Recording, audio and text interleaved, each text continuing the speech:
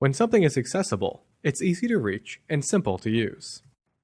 For educational materials to be accessible to as many students as possible, the information needs to be delivered in a variety of ways.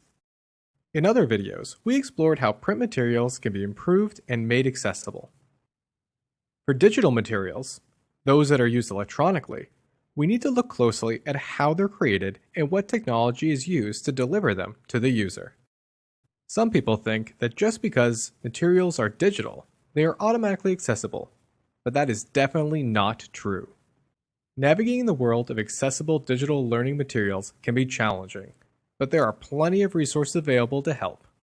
Welcome to Simply Said, Understanding Accessibility in Digital Learning Materials.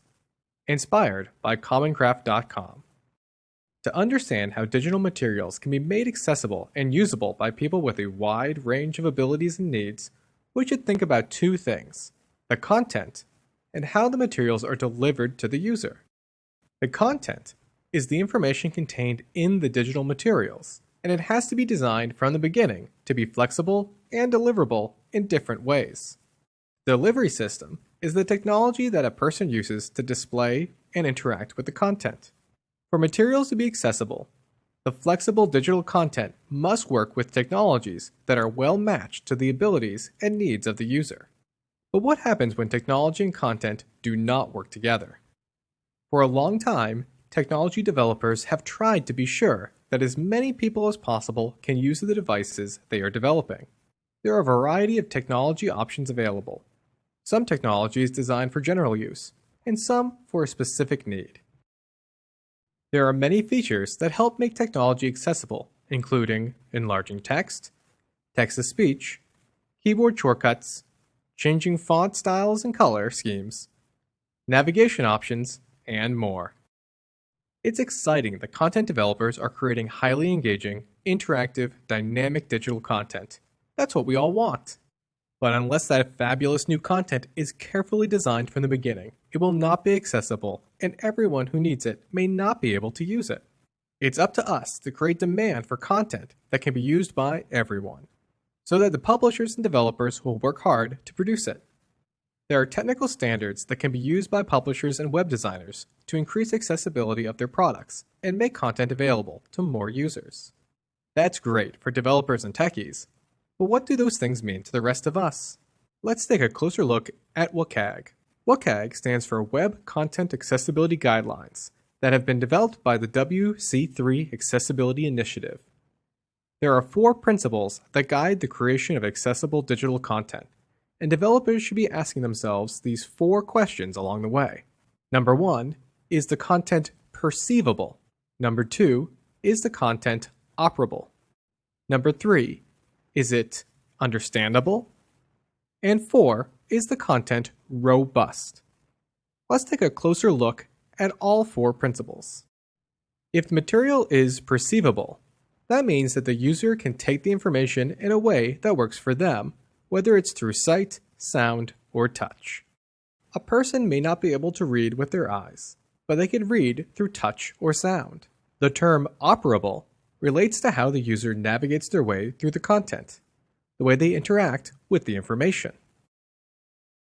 For example, a user who is writing could use word prediction or dictation, or an on-screen keyboard.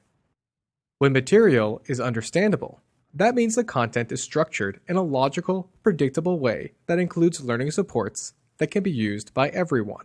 And when learning supports like glossaries, spell checkers, highlighters, sentence starters are designed into digital materials, they can benefit all learners. Finally, we need to think about what makes materials robust. Robust content can be used on many different devices and can interact with many different types of assistive technology. For example, if a material meets the robust standard, a student could read the content both at school and at home using different devices. From the beginning of the design and development process, it has been tested for device and software compatibility. It takes careful attention by writers, developers, and publishers at all stages of design and development to produce digital material that is perceivable, operable, understandable, and robust. Not all content is created this way, and many digital materials are not developed according to these 4 principles. But the good news is you can help change that.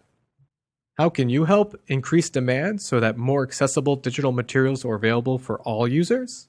You can start by learning about the PALM initiative at the National Center on Accessible Instructional Materials. PALM stands for Purchase Accessible Learning Materials. PALM is designed to provide developers, purchasers, and others a way to learn more about the benefits of accessibility and learning materials, the features that increase accessibility, and what we all can do to increase the demand for and availability of accessible digital materials. It's true that we may not understand all the acronyms and jargon the developers use, but now we know a little more about what the 4 WCAG standards of accessibility mean. Everyone can get involved. Anyone can spread the word about accessibility in digital materials. You will definitely want to share this information with the people you know who are responsible for purchasing learning materials. If they know the benefits of accessible materials and what to ask for, they'll be able to work with content developers and publishers to ensure that products they produce are truly accessible. Want to know more? There are plenty of resources available to help. Together, we can and will make a difference.